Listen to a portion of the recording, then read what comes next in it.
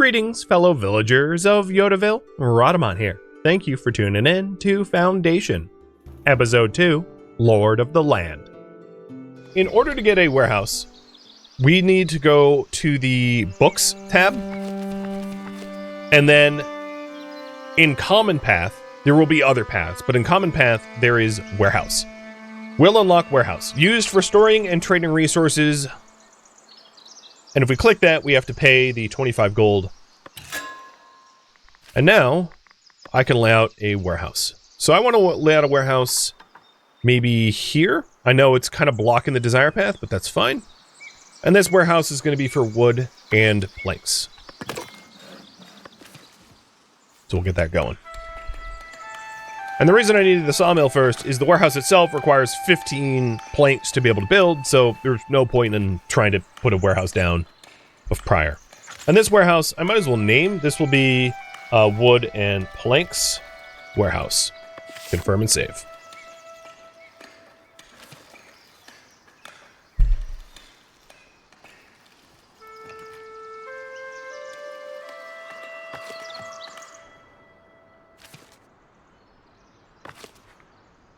Alright, at this point, I am going to get rid of this lumber camp by furloughing everyone working in there and put them in the other lumber camp.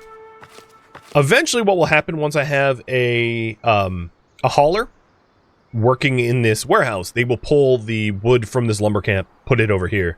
But we've already cut down a lot of the trees that were in the immediate vicinity of this village, so we don't really need a lumber camp there anymore. We can start going off this one and chipping away at the woods here.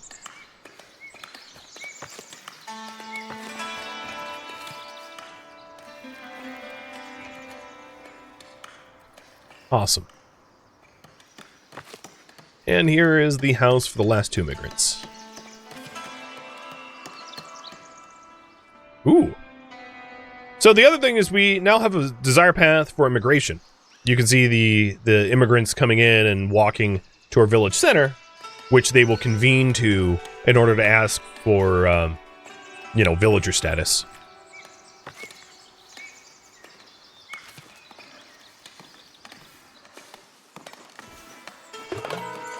Yes, yes, yes, yes. Perfect. Hire two of them as builders, one as a forager, and I'll put one more in the mines. Monthly report. So I spent 20 gold on construction, 1 on upkeep. Not bad. Still have plenty of gold.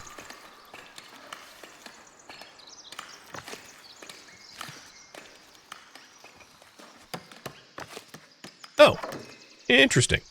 This house is expanding. So what ends up happening is instead of building an additional house, this house is being expanded upon to hold 6 occupants instead of the 2 that the other houses have, as a means to house them. Of course, it will temporarily drop my happiness down considerably as a result of having fewer people housed. But eventually, we'll just have higher density housing, which is kind of nice, so that we can avoid an immense amount of land sprawl.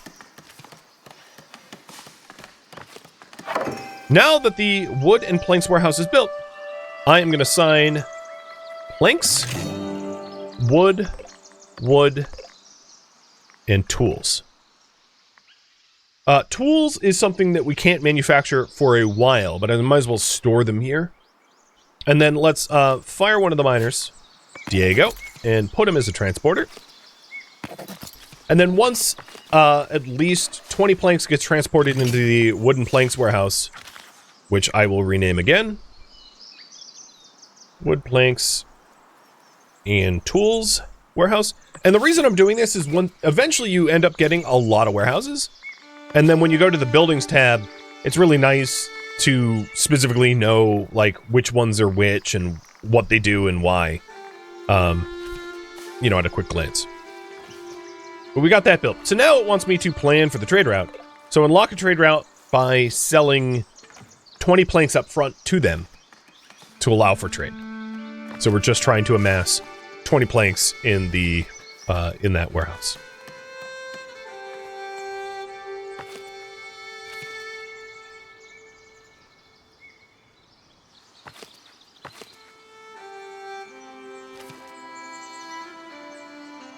Happiness is pretty good. Yep, 75. Okay, that's good. Now, it could be 100 if we fulfilled food needs up to 2 out of 2, to 2 different types of food. And for that, we would need meat, fish, bread, or cheese. Meat is probably going to be the next easiest, and we'll unlock that at some point. I just don't want to deviate too much from the tutorial for now.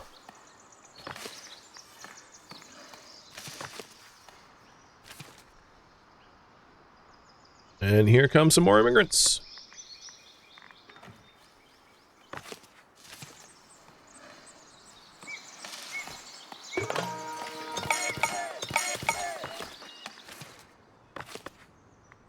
Three of them in the woodcutter to try to get rid of this patch of woods here. And then 1 as a miner.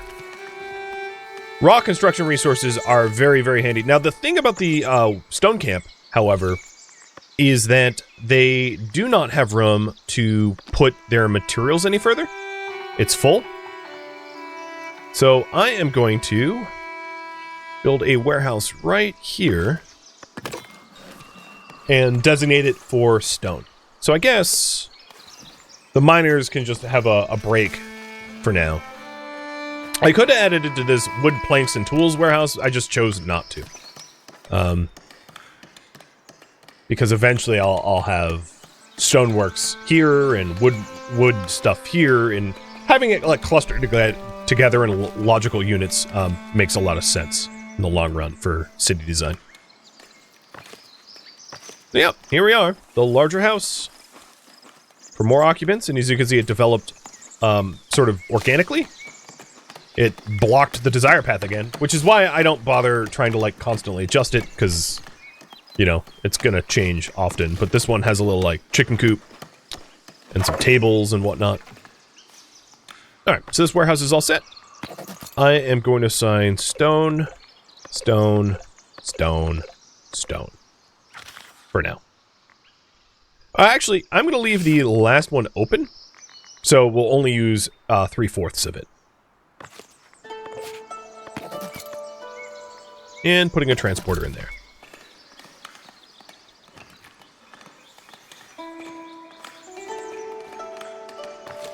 So I've got only 2 of the planks required so far. But we are trimming back the woods pretty quick.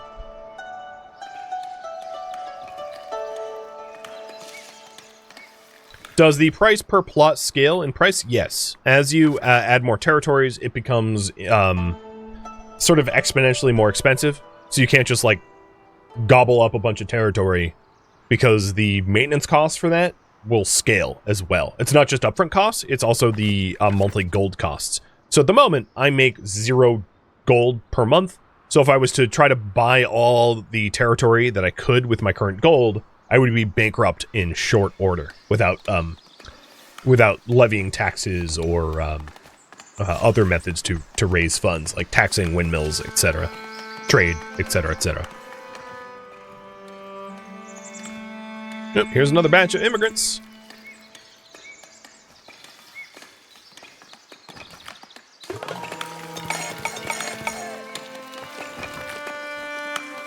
Two more miners. And then we have 2 more unemployed. I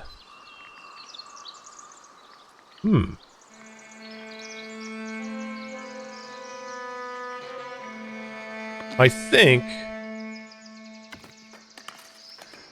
I might leave them unemployed for now.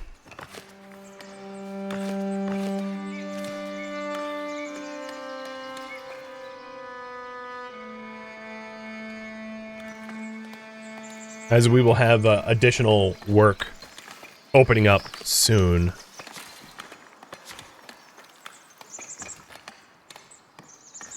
I could unlock butchering. Maybe that's what I'll do as well. Again, slightly deviating from the tutorial, but unlock butchering. And I am going to make the choice of unlocking this territory here. Or actually, no, I'm going to do this territory on the waterfront. It's also adjacent to an island, which could be really cool. And we just discovered mineral resources nearby, but not that near. We're pretty far from our... So the intention that I have for this area is to have hunting zones. So now that I have hunting unlocked, you can see where the boar naturally occur. And the hunting zones are exclusive, meaning that if you like cut down the woods, they won't be hunted for boar anymore. So what I wanted to do is include some of these woods that you see me painting here. And this will be exclusively boar hunting zones. And then the rest of the woods there will be tree cutting and replanting so that we have good tree maintenance. But what I want to do before that is to intentionally cut down all the trees that are kind of in the middle here to free this up for like farming and other endeavors, leaving these trees for now. So again, deviating from the tutorial a little bit, I would like to try to fulfill my villagers' food needs. And they want 2 sources of food, so I'm going to hunt boar and then turn the boar into meat. So to that end, let's open up, or actually let's open the visibility here for zoning. So we can see the boar hunting zone. And I'm going to put hunter huts on the edges of these zones. 2 for now. And then a butchery here. And then this berry granary is going to be burying meat now. So I'm going to forbid 2 of these slots that didn't have any berries in them, assign 1 to boars and 1 to meat.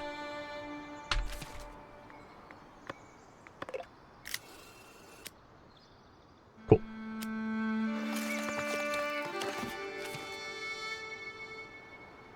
So once the boar huts are built, we'll hire hunters, and then that will allow the berry and meat granary transporter to gather the boars, bring the boars over to the butchery, have the butcher turn the boars into meat, and then eventually once we have meat, I'll add another market stall over here that sells meat so that we can get 100% happiness, as that's been a problem for our villagers.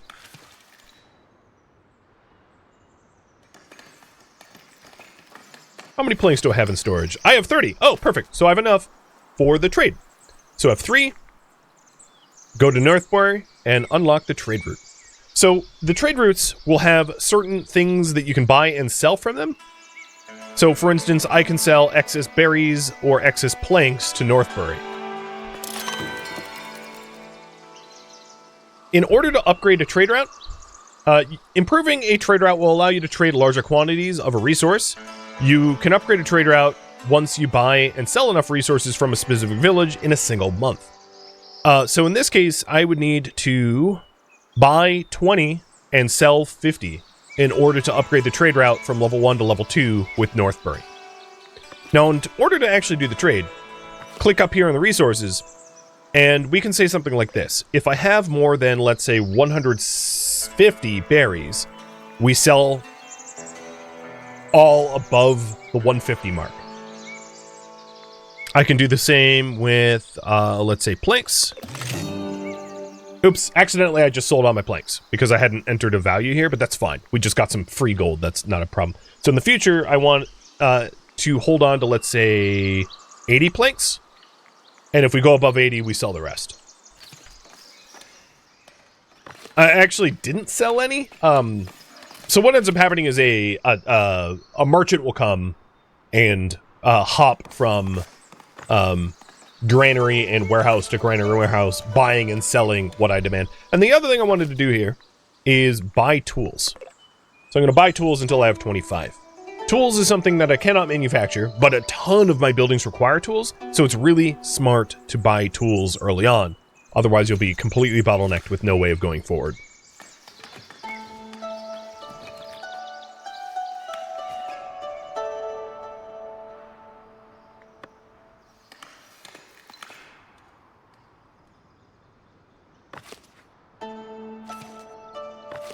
And the hunters' huts are getting their wood delivered. Perfect. Okay. Advice. The manor house. Come to you, a light-hearted woman announcing she and her folks would like to thank you for your hard work. It's true that you've made great strides already. To administrate the village, she suggests you build a manor house and a great hall. This will allow you to enact mandates. So, question for you guys. I had potentially thought about trying to build my manor house on an island. There isn't really a functional advantage to it, but I'm happy to do that if you want. It would, however, require me to buy 2 more territories, which would be a little expensive, but I would do it. The water territory here at least has fish, 2 spots for fish, which would be another food source. Or alternatively, I can just build my manor house closer to my village center and not live above them. So I'll have you guys decide where to build the manor house. On the island or near the village. Just a quick little poll there. And part of the building the manor house is importing tools to the warehouse, because the manor house will cost a bunch of tools, and if I don't have tools available to it, you know, that's going to be a bit of a problem.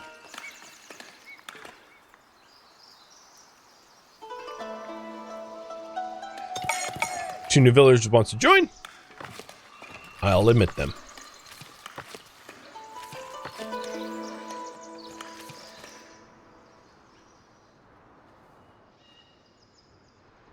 And here is the trader from Northbury passing through. And soon we'll have a desire path of where they enter. We already know where they enter. They enter over here. But this is where they'll exit. He's a bit of a bushwhacker, a pathfinder.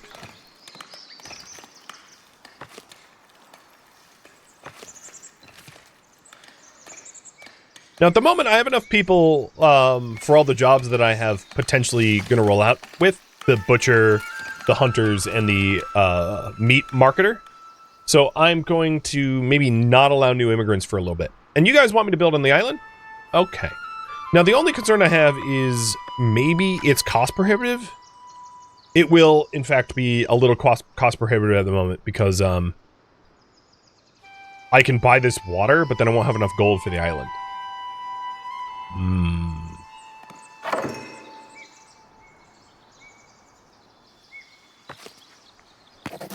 Okay, we've got one hunter. And the other hunter hut is here. Just needs some wood. The butcher is now done. I'll hire 2 butchers. Now, initially, there's not going to be boars for them to butcher because it will take the hunter a minute to, you know, actually do the hunting.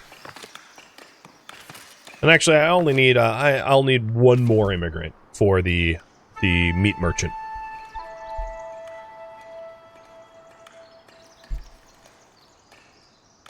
Now, the other thing is I can always build my manor house close and then move it once I can afford to.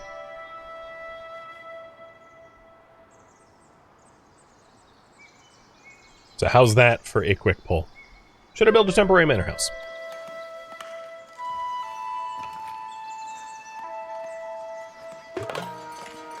Wasteland, thank you for the resub. Always a pleasure to have you here. Do I need a manor house for anything? You'll see. The answer is yes, but you'll see specifically.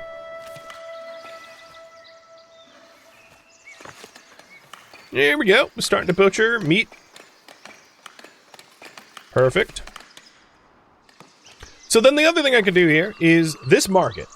I'm going to go and click on the market tent, edit building. I'm going to add another food stall and tent to it and hit build. The other thing is I'm almost out of cloth, so I'm going to start importing cloth and buying cloth until I have 25. Yeah, this is going to be a little rough to the budget, but I don't really want to be bottlenecked without cloth.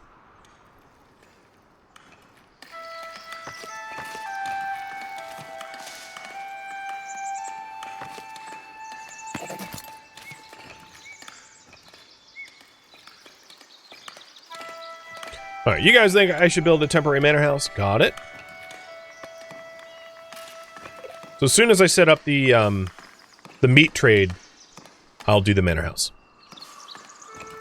And this is the first time I'm not accepting immigrants, so after a few days, they move on. And I wasn't really ready to put them to good work, so I'm letting them move on.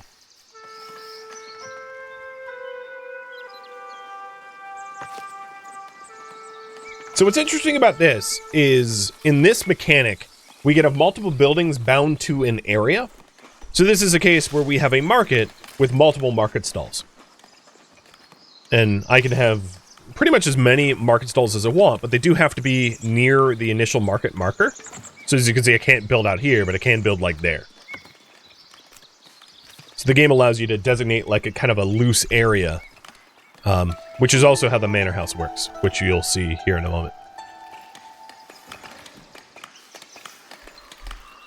Cheers. And now that we've had a lot of traders and immigrants pass through, you can see that the desire path, the path to the map edge, is getting pretty well established. Which is kind of neat.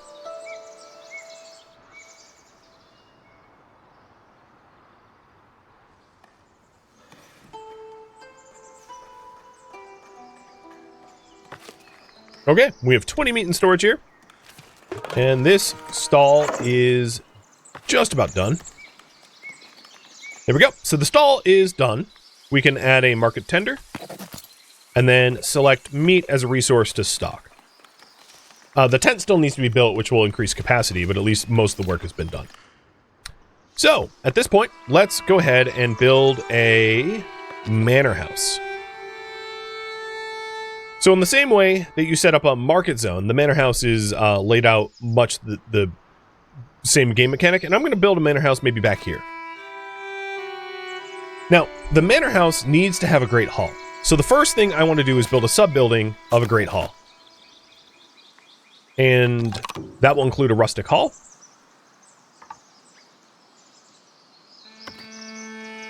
It will include... So the absolute requirements are down here. It needs to have an interactive location and interior access. So interior access means a door. And an interactive location is where visitors to your manor hall will muster. So this is the bare minimum for a great hall. And I'm just going to build the bare minimum because it is a very temporary structure.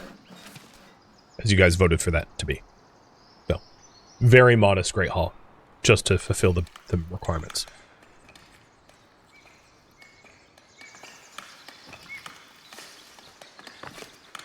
Before these immigrants leave, is there any jobs... Oh, yeah, there's a spare hunting hut slot. So I hire one of them for a hunter. We also just unlocked a new tier of unlockables because we have increased our prosperity. So let me talk about this for a moment. Prosperity is a measure of your village's success, and it's impacted by multiple factors listed in the book. High prosperity will unlock new content with common path and each estate progression page. So opening up the book here, if we go to progression, here's the common path, and there are other paths as well. At 0, we get, warehouse, fishing, butchering, decorative. At busy, which we just unlocked, we get clothing, tavern, farming, stonemason, goods, bailiff, decorative, and if we had a bailiff, contractual wage edict. And your prosperity is impacted by wealth, territory, commerce, population, splendor, and beautification. So we hit the threshold of 20.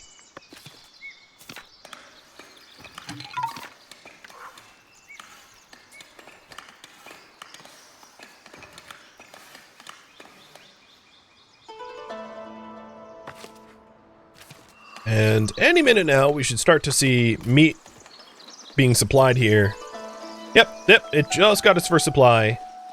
And this person, for instance, is now 100% happy because they have all their needs met. The additional needs, I don't need to meet just once.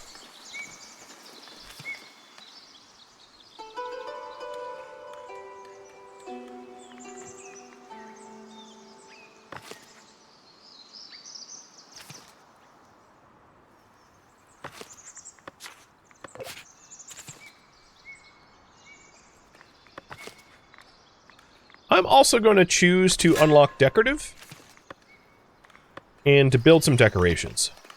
So I'm going to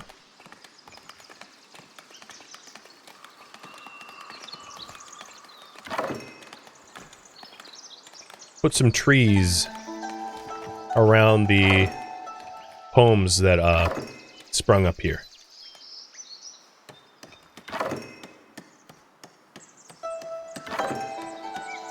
And maybe one tree...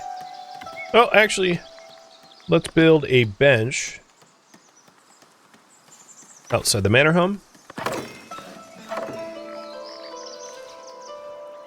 And a road sign here. There. So now this is a more beautiful area to live in, and if we open up the beautification, you can see the spots that are prettier.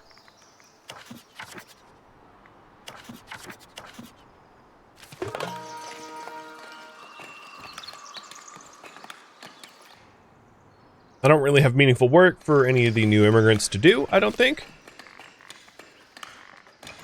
So, nope.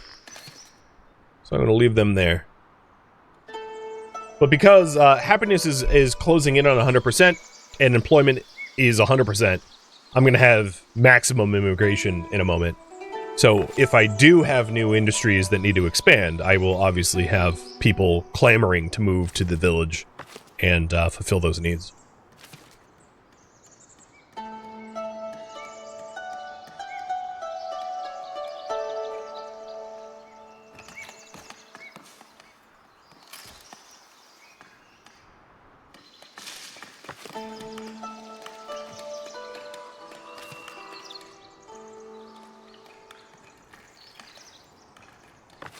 Taking a look at my extraction zone, the woods is whittling down. Once it's totally cut down, I can phase out this lumber camp, destroy it, move it over here, and treat this as the renewable wood resource that I intend to. And the manor house is just about done. Needs one more tool to be delivered. And here's some people that are just chilling. This guy is one of the market tenders, and he was just relaxing on this bench. Wouldn't be a terrible idea, in fact, to add some benches around the well. Just, it's not benefiting a specific house. Just nice to build. I can afford it. It does use up a little bit of gold, but, you know, I like leaning into the whole, hey, here's a village, make it look real. So we're missing one tool to be, 2 planks. Now one tool. And that will be built. But if, in my progression, as you can see, prosperity is now 22, up from 20, because of beautification. Because I added some beautification to our city, we, you know, ended up with a higher prosperity number. So there's a bunch of different ways to, you know, tinker with that number. Advice, ruling on your own. You've taken a stroll through the village and look at what you've achieved. Not so long ago, this land was wilderness, but you've come a long way and made the difference. You and your people turned this untamed territory into a respectable land of the realm. And this is just the beginning, for your fair rule will bring prosperity to all. So here's some new advice. Promoting villagers from serfs to commoners. I don't really need to do that yet. But, I'll accept the, I'll accept the, you know, quest or whatever. Village decorations. I can accept that one too. Levying funds. And favoring an estate. So this is, an important decision that I want you guys to decide. So, there are multiple factions, if you will, that you can court in this game. And you start off by getting labor, and I want you to choose between clergy and kingdom. You can do all of them, and I'll go into a little bit more detail later about this, but essentially, if you try to do all of them, they're all going to be equally upset. If you try to... If I want to pick one because of the scope of this stream. Clergy is building monasteries and nunneries, and kingdom is building forts and military. So those are the choices. And we want to favor an estate. Your village has caught the attention of 3 estates of the realm, and they expect you to build monuments to their splendor. Each construction will undoubtedly define the future of your people, and they wonder which of the kingdom, clergy, or laborers you will oblige first. Generally speaking, I kind of we already have done labor. Labor is like market stalls and the like, so I already am somewhat courting the labor. But it looks like we are going to go with kingdom. Got it. All right. From here on out, I am going to do the decorations quest. Because it's... You know what? Actually, we're low on money, so I'm going to do...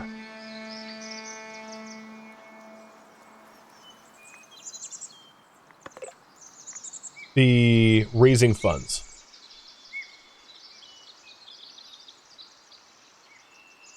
So, in order to do this, complete the mandate, discuss a levy with your villagers, and have a monthly profit from mandates revenue of 50 or more. So if you click on our manor house and go to mandate, we can discuss a levy with the villagers or promote villagers to higher statuses.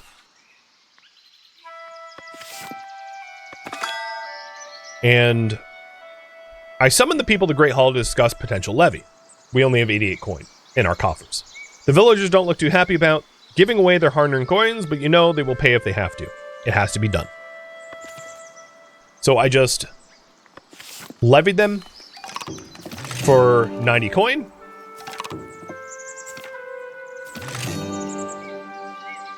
It reduces their happiness by 30, but that wears off.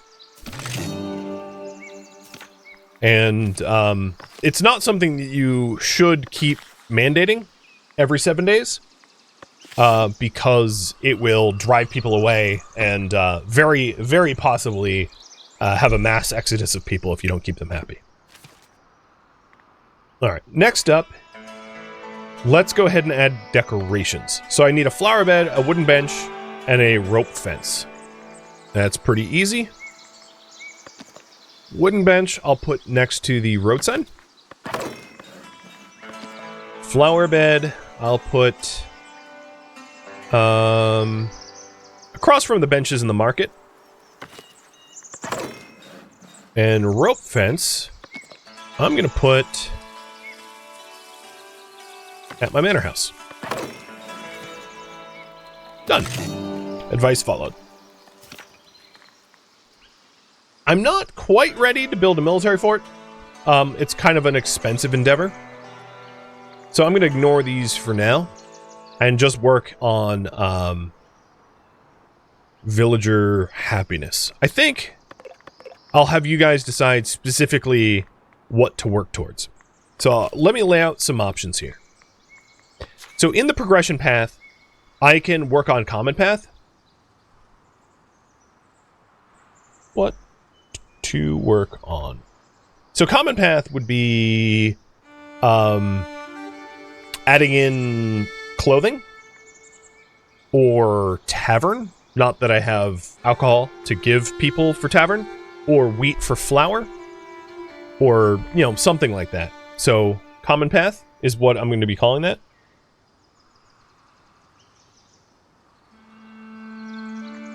Then there is the labor path.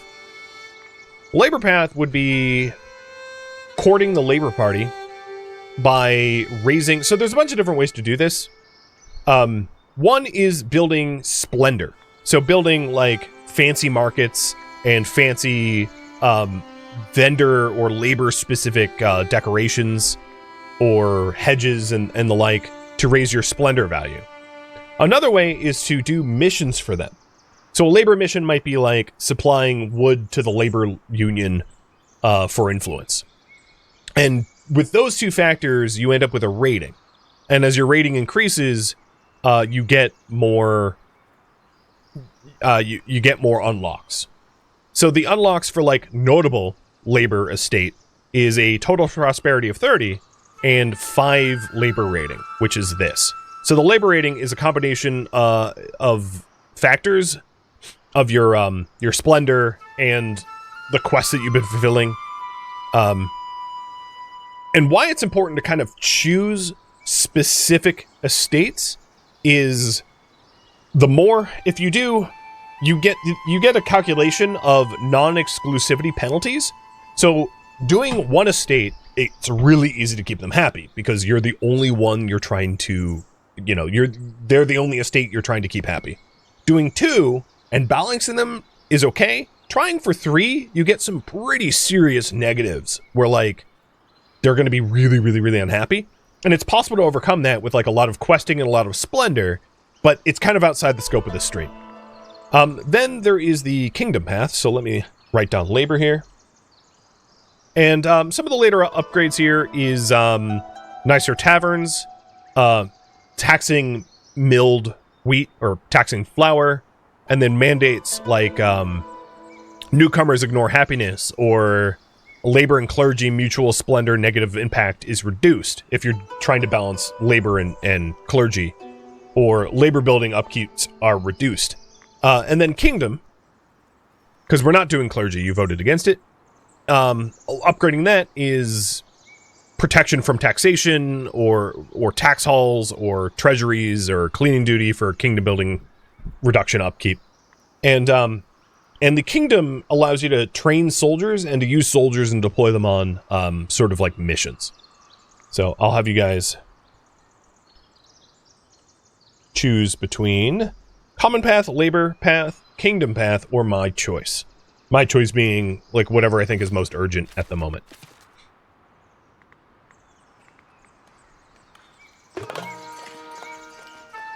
Okay.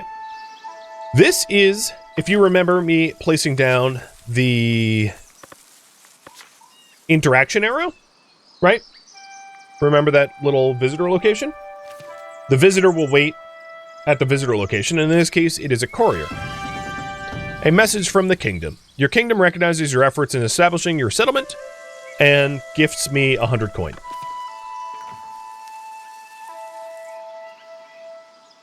Kinda nice.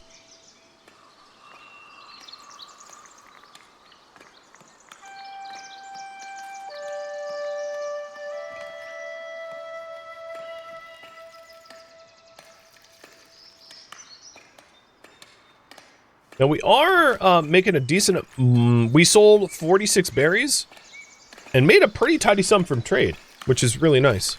And you guys want my choice. Okay, so what I want to do as my choice is get a bailiff and start taxation. So here in the progression tab, under common path, there is the bailiff's office.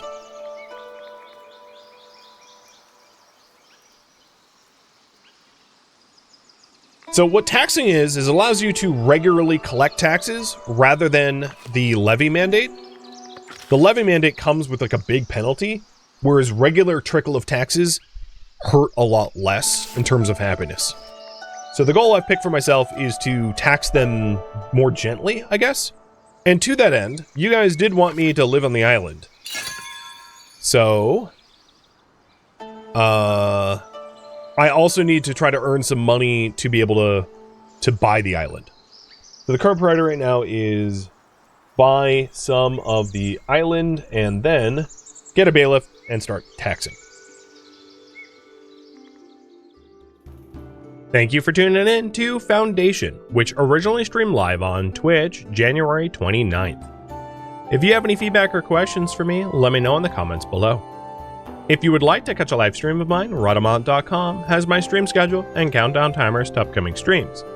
If you would like to join my online gaming community on Discord, Rhadamant.com has a link to it, as does the description of this video. Thank you so very much for watching, and a special thank you to my Patreon patrons, Twitch subscribers, and viewers like you that support the channel and made it all the way to the credits. Thank you so very much.